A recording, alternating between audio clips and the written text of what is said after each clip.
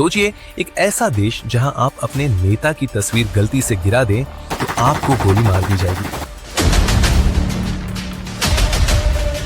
जहां मोबाइल चलाना गुनाह है, इंटरनेट का नाम लेना भी मना है, हंसना और मुस्कुराना भी सरकार के इशारे पर होता है।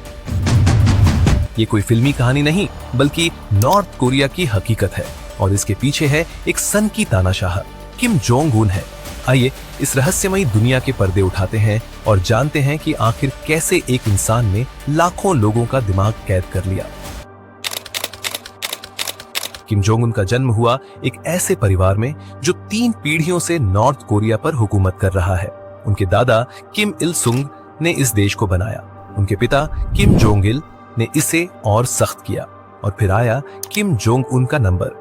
बचपन से ही उन्हें बताया गया कि वो कोई सिंपल इंसान नहीं, वो भगवान है, वो गलती कर ही नहीं सकते।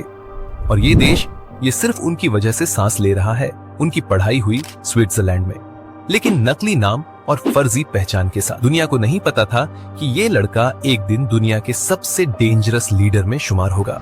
उन्हें बाहरी दुनिया से पूरी तरह काट दिया गया। उनके दिमाग में सिर्फ एक बात डाली गई, किम जोंग उन ही सही है, बाकी सब झूठ। 2011 में जब उनके फादर की डेथ हुई तब किम की उम्र थी सिर्फ 27 साल। इतनी छोटी उम्र में उन्होंने एक देश की बागडोर संभाली, लेकिन ये कोई नॉर्मल कंट्री नहीं था। ये था नॉर्थ कोरिया, एक ऐसी जगह जो दुनिया के नक्शे पर तो है, लेकिन उसकी आत्मा को कैद कर लिया गया है। नॉर्थ कोरिया को समझना है तो एक जेल की तस्वीर दिमाग में लाइए, लेकिन ये जेल दीवारों से नहीं बनी, ये बनी है डर से। यहाँ 2.5 करोड़ लोग रहते हैं, लेकिन उनके पास न इंटरनेट है, न मोबाइल, न बाहरी दुनिया की कोई खबर। हर घर में एक सरकारी स्पीकर लगा है जो सुबह 5 बजे से सरकारी प्रचार शुरू करता है और इसे बंद करना मौत को दावत देना है। जीन्स पहनना मना है क्योंकि वो कैपिटलिज्म की निशानी है, लेकिन असली डर कहीं और है। अगर आपने सरकार के खिलाफ एक शब्द भी कहा तो सिर्फ आप नहीं, आपके पेरेंट्स, आपके बच्चे और यहाँ तक कि आपकी अगली जनरेशन भी जेल में होगी। इसे कहते हैं तीसरी पीढ़ी का दंड, जो उत्तर कोरिया में धड़ल्ले से चलती है। कैंप जैसे जेलों में भूख, यातना और पिटाई रोज का हिस्सा है। कुछ लोग जानबूझकर खुद को चोट क्या कर रहा है, वो इम्पोर्टेड वाइन पीता है, स्विस चीज खाता है, उसकी प्राइवेट ट्रेन सोने से सजी है, उसके पास रोल्स रॉयस और मैबैक जैसी गाड़ियां हैं। लेकिन जनता, उनके लिए एक वक्त का खाना भी सपना है। Valentine day, Christmas day, new year, ये सब बैन है। क्यों? क्योंकि सरकार कहती है कि खुशियां सिर्फ किम के जन्मदिन पर मनानी है। जब फॉरेन जर्नलिस्ट नॉर्थ कोरिया आते हैं तो उन्हें एक चमचमाती दुनिया दिखाई जाती है। दुकानें सामान से भरी, बच्चे खेलते हुए, लोग मुस्कुराते हुए, लेकिन ये सब एक ड्रामा है। जर्नलिस्ट के जाते ही दुकानें बंद, सामान गायब और सामने आता है भूख और डर का असली चेहरा। नॉर्थ कोरियन करेंसी को देश से बाहर ले जाना गुनाह है। एक टूरिस्ट ने एक नोट रख लिया और उसे जासूस मान लिया गया। कोई भी व्यक्ति किम जोंग या उन नाम नहीं रख सकता। अगर आपका नाम ऐसा है तो उसको चेंज करना पड़ता है। एक रिपोर्ट कहती है कि विकलांग बच्चों के पैदा होते ही मार दिया जाता है। क्यों? क्योंकि वहां की सरकार परफेक्ट रेस चाहती है।